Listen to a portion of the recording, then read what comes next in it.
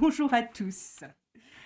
Euh, j'ai laissé quelques minutes pour que nous nous réunissions tous dans la salle. Merci d'être aussi nombreux pour nos rendez-vous 2025. Comme nous le constatons tous, l'IA continue d'irriguer l'actualité dans tous les domaines, et bien sûr dans celui du droit.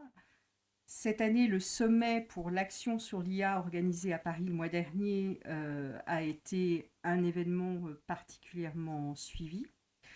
Qu'en était-il pour les juristes? Eh ben, plusieurs journées juridiques, dont une organisée par notre présidente de séance, Mélanie Clément-Fontaine, à l'Université Paris 1, ont mis en avant effectivement des problématiques juridiques au regard de l'IA. Et il y a été notamment question dans la journée Larty organisée par Mélanie Clément-Fontaine de l'impact sur la recherche historique en droit, sur l'exercice des métiers du droit et sur la pédagogie du droit. Toutes questions sur lesquelles nous avons le plaisir de nous pencher avec elle aujourd'hui durant cette journée. Jury Connexion et l'IA, c'est une histoire finalement pas si récente que ça, puisque dès 2018, nous avons consacré la journée des 30 ans de l'association à ce thème. À l'époque, on se préoccupait déjà de parler de son usage dans l'édition juridique et aussi des questions d'éthique qu'elle soulève. Et depuis 2023, fidèlement, nous consacrons nos rendez-vous annuels à des sujets qui lui sont liés, car ce qui se joue autour de cette technique n'est pas neutre et interroge sur son impact non seulement sur nos outils de travail, mais aussi sur la formation des étudiants en droit, sur la pratique des métiers du droit. Et c'est pourquoi nous avons souhaité réunir un panel de professionnels du droit assez variés, accueillant Legal Ops, juristes d'entreprise, knowledge managers, avocats, docteurs en droit.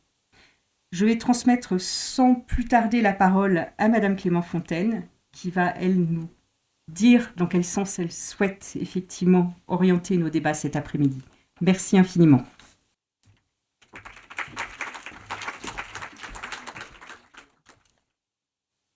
Je vous remercie, Madame la Présidente. Mesdames, Messieurs, permettez-moi tout d'abord de remercier Juris Connexion de me confier la présidence de ce bel événement. C'est un honneur pour moi et c'est surtout un réel plaisir d'échanger avec vous, c'est-à-dire avec des personnes passionnées et engagées. C'est la 3e édition des journées de Jury Connexion consacrées à l'intelligence artificielle et cela nous révèle 2 choses. Premièrement, Jury Connexion a été clairvoyante très tôt sur l'incidence de l'intelligence artificielle sur les métiers du droit. La première fois, notre présidente l'a dit, c'était en 2018 pour les 30 ans de l'association. On ne s'en étonne pas compte tenu de son expertise sur l'information juridique. Deuxièmement, cela nous révèle que le sujet est évolutif, autant que les technologies et surtout à présent autant que les usages de l'intelligence artificielle dans le secteur du droit. Par conséquent, il ne s'agit certainement pas du dernier événement organisé par Juris Connexion consacré à ce sujet. À titre d'introduction à cette journée, il m'a été demandé de revenir sur le rapport du Conseil d'État, du Sénat, qui a été publié en décembre dernier et qui est intitulé « L'intelligence artificielle générative et les métiers du droit, agir plutôt que subir ». Alors ce rapport a fait beaucoup parler de lui, et je pense à juste titre, parce qu'il aborde et il synthétise pratiquement toutes les questions que soulève l'apparition des outils de l'intelligence artificielle dans le secteur du droit, à savoir aussi bien la formation que les aspects économiques, que la réglementation ou encore la régulation. Il ressort du rapport que, quoi qu'il en soit, l'usage de l'intelligence artificielle en droit est inexorable. Voire, il sous-entend à peine que l'usage de l'intelligence artificielle répondrait aux exigences à valeur constitutionnelle, rien que moins, en ce qu'il favorise l'accessibilité et l'intelligibilité du droit. Aussi, les 20 recommandations visent finalement à favoriser l'usage de l'intelligence artificielle dans le respect d'un droit qui se veut constant. Une formule des auteurs du rapport m'a frappée, selon laquelle, au-delà de l'ensemble des enjeux qui sont abordés dans l'étude, il est dit « c'est la vision de la justice de demain et d'après-demain qu'il convient de caractériser. C'est effectivement maintenant qu'il faut mener ces réflexions, car nous sommes qu'au début des changements. Dans le secteur du droit, le recours à l'intelligence artificielle n'est pas si rapide qu'on ne pourrait le croire, ni même qu'on pourrait le dire. Si l'on s'en tient à l'enquête menée dans le cadre de l'étude du Sénat, seuls 10% des entreprises françaises auraient intégré à leur procédure au moins un logiciel fondé sur cette technologie. Tant mieux, finalement, que les changements se fassent progressivement pour que l'usage soit raisonné et se déploie dans des conditions optimales. Quelles sont ces conditions ? Je n'ai retenu que certains exemples du rapport qui entrent particulièrement bien en résonance avec cette journée. S'agissant des usages et des techniques, les rapporteurs soulignent l'importance de soutenir des outils spécifiques au métier du droit, de préférence fiables, on parle de label public, de préférence le moins énergivore possible, et là je renvoie à une note de position qui vient d'être publiée par le ministère de la Transition écologique et qui a été réalisée avec la contribution de l'INRIA. S'agissant de la réglementation et de la régulation, il est préconisé d'agir à droit constant, sachant que nous disposons déjà d'une réglementation consacrée à l'intelligence artificielle et d'un corpus juridique complet et à jour sur les données à caractère personnel. L'heure serait donc à l'adoption de chartes, de codes de bonne conduite ou encore de bonnes pratiques. S'agissant enfin de l'accompagnement des professionnels, ce qui sera le troisième volet de notre journée, j'ai noté que les rapporteurs ont mis l'accent sur la formation initiale et continue, le risque de décrochage des juridictions vis-à-vis des entreprises et plus généralement des justiciables, les juridictions ayant accumulé du retard important dans l'équipement des outils numériques et a fortiori des outils fondés sur l'intelligence artificielle. Plus généralement, la question de l'accès aux outils qui sont onéreux en temps, en argent pour les entreprises et donc des solutions sont préconisées.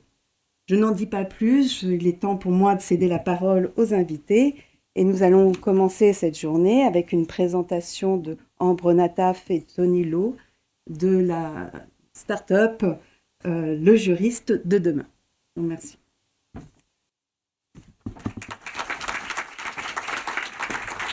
Bonjour à tous. On s'est posé la question en venant avec Ambre, on se disait qu'est-ce qu'on allait vous raconter. Mais finalement, je me dis qu'on va commencer par une petite histoire. Pourquoi on a créé le juriste de demain. Moi, pour ma part, donc Tony, j'ai évolué un peu plus de 12 ans dans les cabinets d'avocats, essentiellement dans les cabinets d'avocats en droit du travail. J'ai eu la chance, en fait, de travailler avec des associés qui ont été très ouverts d'esprit, et qui m'ont permis vraiment de rentrer dans le fond, justement, de la transformation de ces cabinets-là. Et j'ai commencé à travailler les sujets de digitalisation. Donc, j'ai abandonné le droit du travail, parce qu'initialement, je suis juriste en droit social. J'ai abandonné, du coup, le droit social pour, justement, me consacrer à la digitalisation des cabinets. Et c'est vrai que de fil en aiguille, je me suis aperçu de pas mal de problématiques concrètes sur lesquelles, en fait, on rencontrait beaucoup de difficultés. Et là, ça touchait au sujet de la conduite du changement, de l'implémentation des outils, comment, effectivement, transformer vraiment le fonctionnement d'un cabinet. Et ensuite, au bout de 3 ans, rapidement, je me suis aperçu que la demande, elle était vraiment là, qu'il y avait effectivement des cabinets qui étaient sur la place, qui avaient vraiment ce besoin-là d'être accompagnés sur le digital. Et donc, ce qui s'est passé, c'est que à un moment donné, je me suis dit, OK, comment faire en sorte pour que cet accompagnement-là soit concret et surtout dur dans le temps. Parce que très vite aussi, on s'aperçoit que c'est dur de changer les habitudes. C'est-à-dire qu'à un moment donné, on va implémenter des outils, on va vouloir utiliser la technologie de façon optimale dans le cabinet, mais au bout d'1 an, 2 ans, ça s'essouffle. Ça s'essouffle pour diverses raisons. Essentiellement, d'ailleurs, ce que j'avais identifié, c'était vraiment une difficulté à changer l'état d'esprit des collaborateurs et de certains associés. Et là, je me suis rendu compte qu'on avait vraiment un vrai problème qui était beaucoup plus profond que ce que je voyais en surface. Et c'est là où je me suis dit que la formation, il fallait qu'elle change. Parce qu'en fait, il fallait essayer d'inculquer le changement, d'inculquer ces notions-là, ces nouvelles notions, bien avant l'école d'avocat et donc à l'université, durant la formation. Et c'est à ce moment-là qu'on s'est dit que vraiment la meilleure solution, ça serait de créer une plateforme qui va justement adresser des problématiques sur ces thématiques-là, donc business, technologie, soft skills essentiellement, et former justement les juristes sur tous ces sujets-là afin de leur permettre de mieux découvrir vraiment ces environnements à travers la digitalisation. Et donc, c'est la raison d'être aujourd'hui du juriste de demain. On a la plateforme à la base, effectivement, c'est une plateforme de formation, mais maintenant, aujourd'hui, ça s'est un peu élargi parce que les demandes font que, en fait, on ne peut pas dire non à, justement, à des cabinets d'avocats ou des directions juridiques qui nous demandent de les accompagner, donc on est contraint d'élargir un peu le scope et de les accompagner. Donc LJD aujourd'hui, donc c'est nous. J'ai un peu parlé, je te laisse un peu la parole pour présenter et ensuite on va rentrer dans le vif du sujet qui est ce fameux livre blanc. Eh bien, enchantée et merci à Jury Connexion pour l'invitation. Ravie d'être ici pour parler de ces sujets à fort impact pour nos activités. Pour poursuivre un peu l'histoire qui a été très justement racontée, ça c'est son expérience à lui, son histoire à lui. Et avant qu'elle rejoigne la mienne, moi je me suis transformée très tard. Si se transformer est une expression valable, je me suis transformée très tard. J'ai un parcours juridique totalement classique à Paris 1. Et je me suis transformée bien après le boom des Legal Tech. Quand je dis je me suis transformée, c'est que j'ai commencé à ouvrir mon scope à la tech, à la technologie appliquée au droit vers 2019-2020, donc tardivement quand même. Et moi, mon expérience, elle est plutôt... Alors, une courte expérience en cabinet d'avocat, une un peu plus longue expérience en direction juridique et une plus grosse expérience en formation professionnelle juridique. Mais formation hard skills, juridique pure. Et puis, à un moment donné, se pose la question, effectivement, d'apporter quelque chose de nouveau, d'innovant, et d'entrer dans un nouveau paradigme dans lequel, de toute façon... nous serons obligés d'entrer, celui donc de la transformation, de la conduite du changement, et ainsi de suite. C'est à ce moment-là que je rencontre Tony et que nous mettons nos forces en commun pour cette fameuse plateforme de formation qui devient,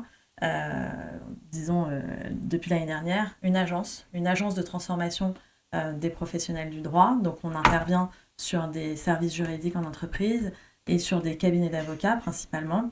Voilà, donc formation, nous, c'est vraiment notre cœur j'ai envie de dire même de stratégie, parce que c'est bien de se faire accompagner, c'est bien de s'outiller, mais se former, c'est encore mieux. En tout cas, c'est un préalable nécessaire, incontournable. Donc, on a toujours cette conviction et cette vision de la formation, mais effectivement, on accueille aussi un accompagnement un petit peu plus 360 en conduite du changement, pour faire large. Ce livre blanc, c'est un long travail, c'est une longue réflexion. Je te laisse reprendre la parole parce que ça vient quand même au départ de ton esprit. Ouais. Et je te laisse te présenter. Ça marche. Le livre blanc, en fait, ça a été le fruit d'une réflexion en fait, que je menais depuis pas mal de temps. Effectivement, la question de la segmentation des tâches au sein des cabinets d'avocats, mais également dans les directions juridiques, s'est rapidement posée Elle se pose rapidement lorsqu'on implémente justement de la technologie. Donc on se demande comment finalement, qui va faire quoi. Et donc c'est vrai que de façon générale, on a des juristes et c'est difficile de leur demander de porter d'autres casquettes ou de monter rapidement sur d'autres terrains, d'autres compétences qui leur sont complètement étrangères. Et donc je me suis posé cette question-là et c'est vrai qu'à cette époque, c'était aux environs 2017-2018, j'ai eu la chance de rencontrer beaucoup de juristes assez un peu comme moi, un peu des juristes à quatre pattes, à cinq pattes on dit, c'est ça ? À cinq pattes, ouais, exactement.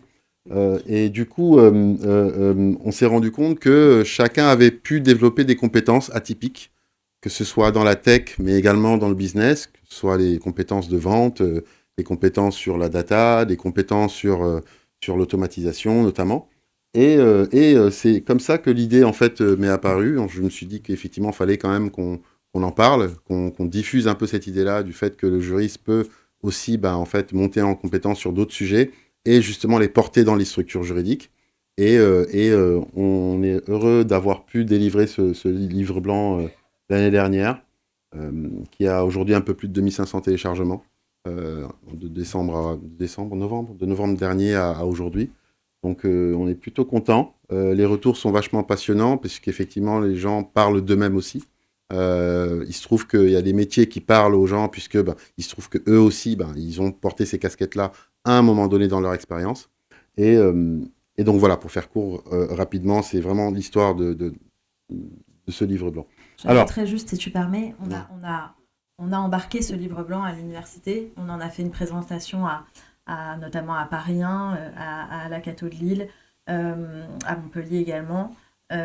C'était important aussi que cette ressource se trouve entre les mains des étudiants pour qu'ils comprennent qu'aujourd'hui, être juriste, c'est un peu l'ouverture du champ des possibles en termes de carrière, de mission. Et très important aussi, j'insiste sur le fait que nous, on l'a présenté comme les métiers, l'avenir des métiers du droit, mais en réalité, aujourd'hui, on n'est pas encore dans un scope où chacun de ces métiers qu'on vous présente en constituant réellement, il n'y a pas forcément le marché actuel sur ces notions-là, mais par contre, ça fait partie des fonctions, des missions aujourd'hui attendues pour les juristes. Absolument. Donc on a fait un contexte, enfin le contexte il est simple, vous le connaissez mieux que nous, vous le vivez, on le vit ensemble, donc c'est effectivement cette révolution numérique et technologique, avec ce boom vraiment des technologies qui a commencé un peu plus tôt que 2023, même si 2023 ça a été la naissance de quelque chose. Et du coup, les défis également, donc ce que ça représente pour justement les juristes. Et c'est vrai que fort de l'expérience qu'on avait cumulée, on a rapidement su vraiment comment adresser les différentes problématiques et donc constituer vraiment cette base de données entre guillemets, des opportunités en fait nouvelles qui pouvaient intéresser juristes, apprentis juristes, donc étudiants notamment. Ce qu'on a fait, donc du coup, le travail a été c'est vrai qu'on peut tout de suite penser que c'est des fiches de poste, parce qu'effectivement, l'exercice, c'est un peu, on peut dire qu'on l'a un tout petit peu pensé comme ça, mais on est allé beaucoup plus en profondeur quand même, parce que l'idée, c'était vraiment de montrer concrètement à quoi pouvaient ressembler ces nouveaux métiers-là. Pour parler d'IA en particulier, il se trouve que notre livre blanc, il est sorti, on l'a pensé bien avant 2023 et donc avant l'IA générative. Et c'est vrai qu'on ne voyait pas nécessairement un impact aussi important que celui qui est là. La preuve, l'IA, nous, on en parle uniquement dans la deuxième partie, c'est-à-dire dans le paradigme de demain. Et à savoir qu'effectivement, le livre blanc, il est divisé vraiment en deux paradigmes. Il y a le paradigme d'aujourd'hui dans lequel nous vivons, avec toutes les opportunités réelles, concrètes que les juristes pourraient saisir. Et le paradigme de demain, qui là, effectivement, concerne vraiment tous ces bouleversements. Et c'est justement dans ce paradigme-là qu'on parle d'IA, mais on va y revenir, bien évidemment. On a aussi des indicateurs juridiques qui sont en lien avec l'industrie du droit, qui sont en lien avec le digital, avec le business, avec les soft skills. Tout ça, c'est un ensemble de paramètres qui permettent de détecter rapidement les bons profils pour savoir un tel a une appétence particulière sur telle thématique, ce qui veut dire qu'il serait sensible à faire monter ou en tout cas à aider dans les démarches de transformation dans les structures juridiques. Donc, on va accélérer un tout petit peu parce que je vois que le temps passe. On va aborder justement deux sujets qui me paraissent importants aujourd'hui dans le cadre de l'IA en particulier. Moi, je pense qu'aujourd'hui, c'est vrai qu'il n'y a pas de métier juridique dédié à l'IA à 100%. Aujourd'hui, malheureusement, on n'en est pas encore là. Et pour la simple et bonne raison qu'on est dans le creux de la vague. On est tous en train d'apprendre. Tout le monde est en train d'adapter, de s'adapter à cette technologie et surtout d'essayer de la maîtriser, de faire en sorte qu'on puisse vraiment l'utiliser de façon sereine et sécure, comme on dit. Et c'est pourquoi je pense qu'on a plus besoin de ces deux métiers-là aujourd'hui, plus qu'autre chose. Donc le Legal Ops que vous connaissez, je pense maintenant aujourd'hui, parce que c'est un métier dont tout le monde parle maintenant depuis un peu plus de 10 ans. Et un chef de projet juridique, Legal Tech. Pourquoi ces deux métiers sont à mon sens, importants ? C'est parce qu'on est vraiment dans une ère aujourd'hui où on est en train d'explorer énormément de technologies, mais pas que. On est en train d'explorer aussi comment transformer sa pratique, que ce soit en direction juridique, que ce soit en cabinet d'avocat.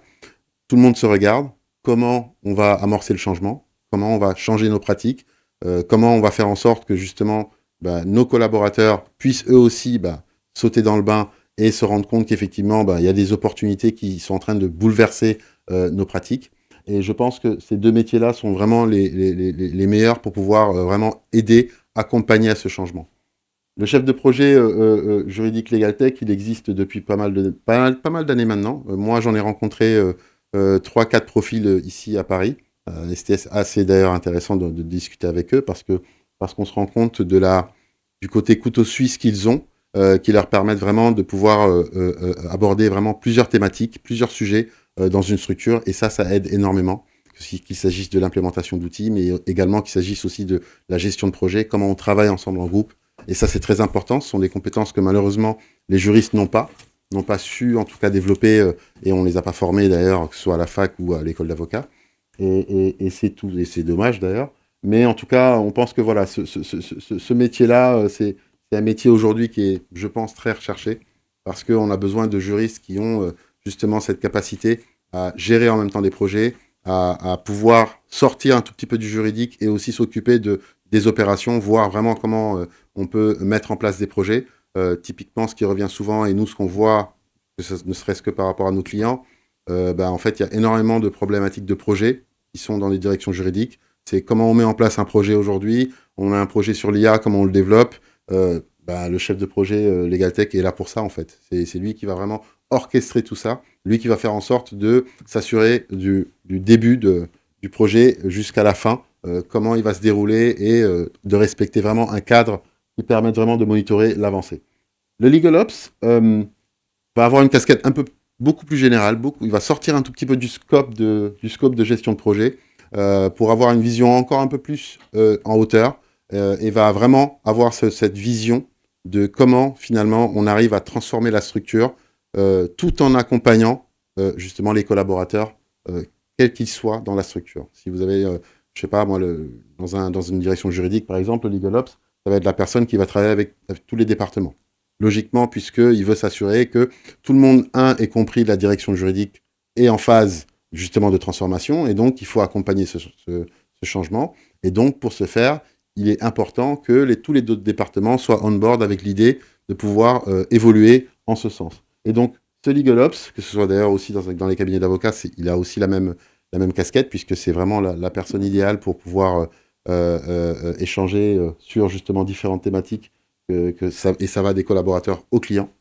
Donc voilà, donc pour parler de ce paradigme d'aujourd'hui, moi je pense que voilà, on n'en est pas encore au stade où on cherche vraiment des juristes experts qui connaissent vraiment la matière en intelligence artificielle.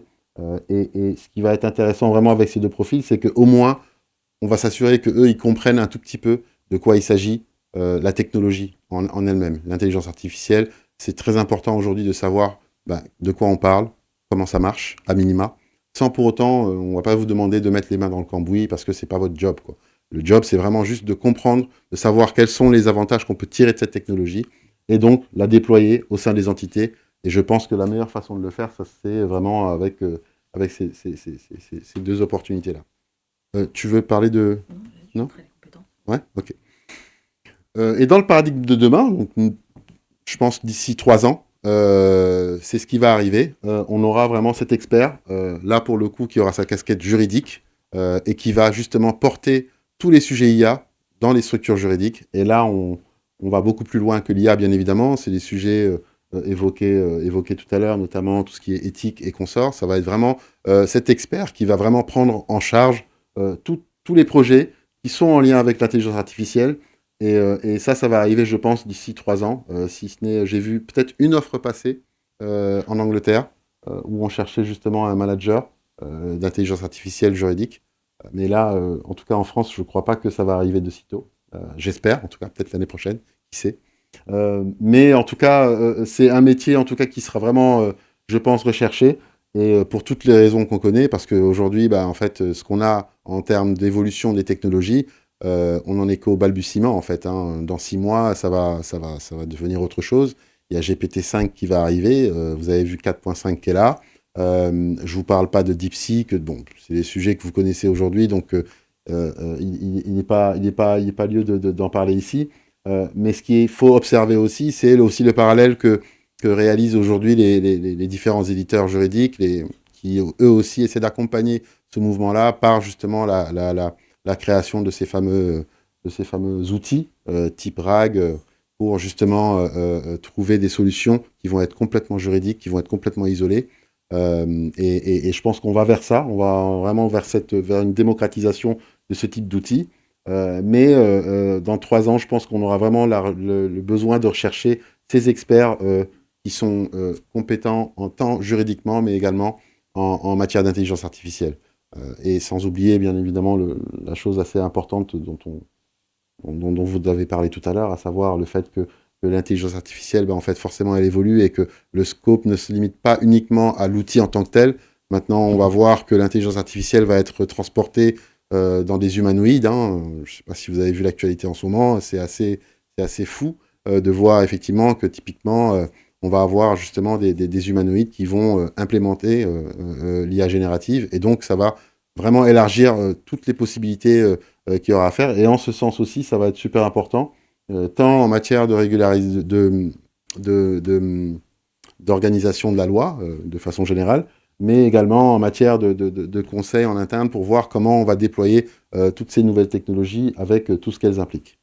Donc, je te laisse dérouler sur le reste, sur les compétences du juriste de demain. Voilà, donc ce que Tony vient de présenter, c'était effectivement les métiers des deux paradigmes, paradigme actuel et paradigme de demain. Maintenant, nous, là où on entre en jeu, c'est effectivement sur la dimension compétences. Métier, c'est bien. Comment est-ce qu'on arrive à détacher justement les compétences cruciales pour pouvoir être de bons legal AI experts ou de bons legal ops ou de bons chef de projet juridique, chef de projet legal tech. On a dégagé dans ce livre blanc 4 grandes compétences. Ce sont des compétences, j'insiste sur le fait que ce sont des compétences, ce ne sont pas forcément des qualités. Je pense notamment à la créativité. On peut penser que c'est une qualité innée, on l'a ou on l'a pas. Non, ce sont de véritables compétences qu'on développe, qu'on acquiert par de la formation. Alors ça peut être de la formation accompagnée d'experts, mais ça peut être de la formation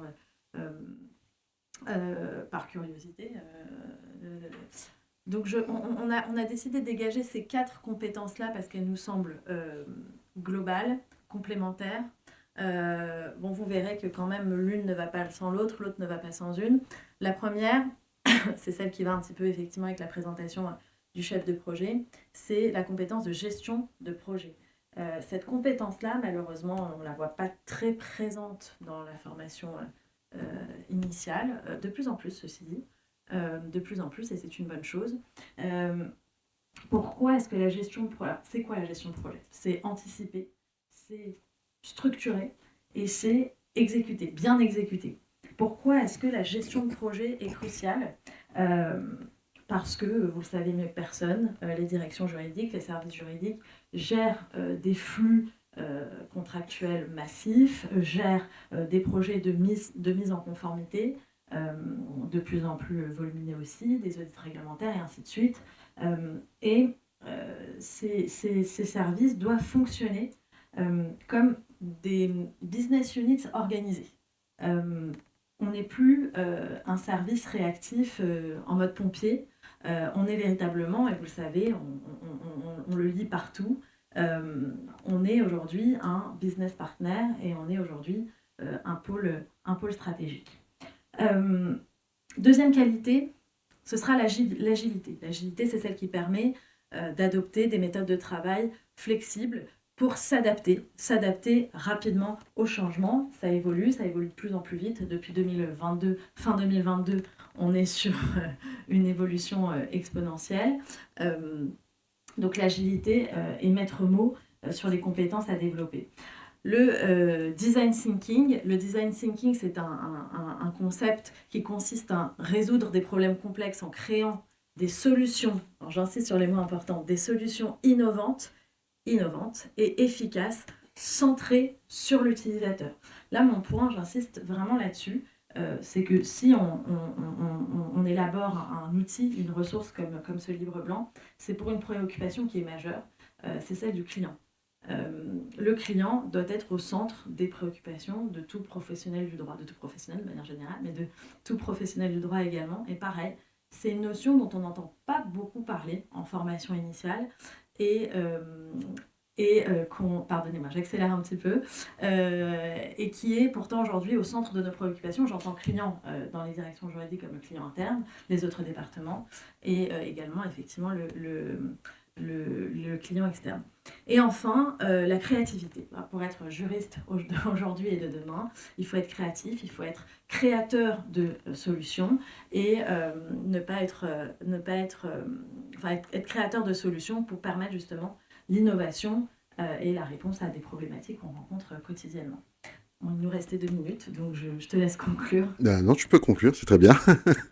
Merci à tous déjà. Donc on va peut-être terminer un tout petit avant. Si vous avez des questions, n'hésitez pas. Et pour télécharger le livre blanc, vous pouvez scanner ce fameux QR code et nous serons ravis de répondre à vos éventuelles questions.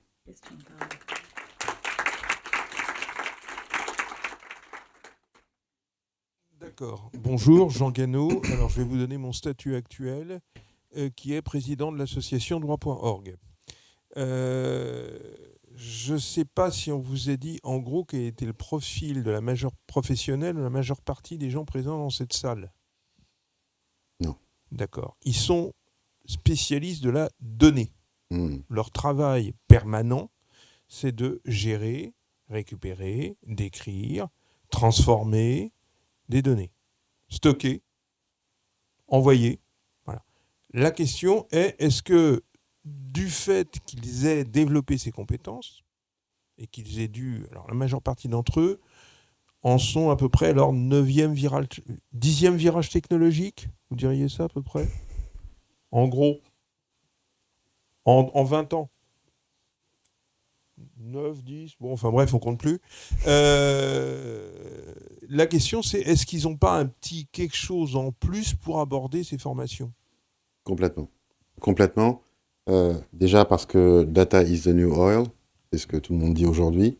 On vit dans un monde de données et forcément, je pense que l'exploitation de la donnée aujourd'hui devient quelque chose de fondamental pour toute structure, que ce soit une direction juridique ou un cabinet d'avocats, mais une entreprise de façon générale.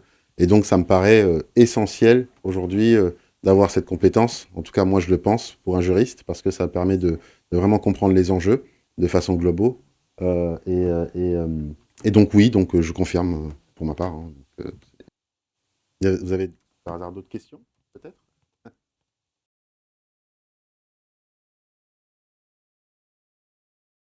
Bonjour, Emmanuel Barthes, documentaliste juridique, Eric Gottliebstein, Hamilton, cabinet d'avocats, c'est mon 7e employeur. Je n'ai pas fait de direction juridique, mais j'ai fait également des BU juridiques. Je travaille dans un cabinet de chasseurs de tête également. Moi, ma réponse, elle est très simple. C'est pas seulement l'expérience, c'est-à-dire c'est pas seulement le fait que les documentalistes juridiques aient survécu depuis 30-40 ans à je ne sais combien de vagues technologiques. Je ne m'appuie pas tellement sur le passé, en fait, même si, bon, c'est un argument. Mais on dit souvent que l'histoire bégaye, elle ne se répète pas. Donc mon argument, c'est très simple, c'est la révolution de l'IA, et j'inclus ce qui va se passer dans les années à venir, c'est-à-dire l'avènement du raisonnement automatisé. La révolution de l'IA va concerner d'abord les juristes. C'est-à-dire que les paralegals, tous les gens qui travaillent autour des juristes, ne sont pas des gens dont le métier principal consiste à écrire le droit, raisonner sur le droit. Ce sont des gens qui assistent, par exemple, la recherche, le stockage, la gestion de l'information, en ce qui nous concerne, et qui font plein d'autres fonctions en ce qui concerne les assistantes, en ce qui concerne les paralegals corporate, etc. Donc ça, c'est mon premier point. Nous sommes dans la gestion de l'information, la recherche et la veille, en ce qui nous concerne. Nous ne sommes pas dans le droit pur. Or, c'est quand même le droit pur qui va être impacté et très honnêtement, c'est quelque chose, je pense, que les juristes n'ont pas pleinement anticipé à l'heure actuelle. Les moins de 35, oui, les autres, pas forcément. Le raisonnement est aux portes de l'IA, actuellement. Depuis septembre, il y a des modèles chez OpenAI et chez DeepSeek qui sont capables de raisonner. En fait, le modèle de langage se parle à lui-même. Vous pensez bien que nous, documentalistes, on n'a pas grand-chose à faire avec ça. Et mon deuxième point, c'est que, paradoxalement, plus on numérise et plus on automatise l'information et le raisonnement, plus on favorise, en fait, dans une logique de concurrence, le recours à des sources qui ne sont pas numérisées. Je le constate tous les jours. Chez Cléry Gottlieb, nous avons pratiquement 40% de notre mètre linéaire qui est aux archives. Ce sont des anciennes éditions de traités, des vieilles collections de revues et de la data souvent publique, à l'époque publiée en papier. Julien et moi, on descend aux archives 2 fois par semaine. Les cabinets et éventuellement les directions juridiques, mais surtout les cabinets qui feront l'effort financier de garder des archives papier ou de les scanner, auront un énorme avantage concurrentiel sur les autres. Énorme. Parce que pour des questions de coût, il y a très peu de chances que les IA soient entraînés ou puissent aller chercher une info de 1880. Alors vous allez me dire, oui, mais il y a Gallica. Exact, il y a Gallica, mais Gallica n'est pas parcouru par les robots. D'autre part, c'est du scan, soyons honnêtes, de qualité variable. Et de toute façon, le droit et a fortiori les vieilles collections juridiques ne sont pas du tout une priorité des gens qui travaillent sur l'IA. Ça viendra peut-être, mais ça ne viendra pas tout de suite. Enfin, travailler sur des données anciennes avec toute l'incomplétude que ça implique posera des sacrés problèmes. Il y a certainement des gens qui essaieront de s'y attaquer. Donc ça, c'est mon, je dirais, deuxième point, c'est que travailler sur l'archive, travailler sur le papier, travailler sur ce qui n'est pas numérisé, c'est quelque chose qui va continuer et qui restera un avantage. Enfin, il y a quelque chose de très simple, hein. Une activité de recherche, de veille et de stockage d'informations est une activité qui, en fait, impose de toucher à beaucoup de choses. C'est complexe. Ce n'est pas quelque chose de simple et univoque. Or, si aujourd'hui, on voit avec les deep research d'OpenAI, de Google et de Perplexity, on voit avec les deep research des rapports de recherche et des stratégies de recherche automatisées, tout à fait, on voit ça. Ce n'est qu'une partie de la recherche, ce n'est qu'une partie du travail. Et bien sûr, on nous prédit des robots capables d'utiliser notre ordinateur à notre place, fort bien. Enfin, de toute façon, si on veut faire mieux que les autres, il y aura toujours besoin d'une vue globale, de recentrer le débat, d'aller travailler sur la sélection d'une source. Bon, ok, c'est sûr, il y a une partie de notre boulot qui sera automatisée, mais pas autant qu'on le pense, je pense.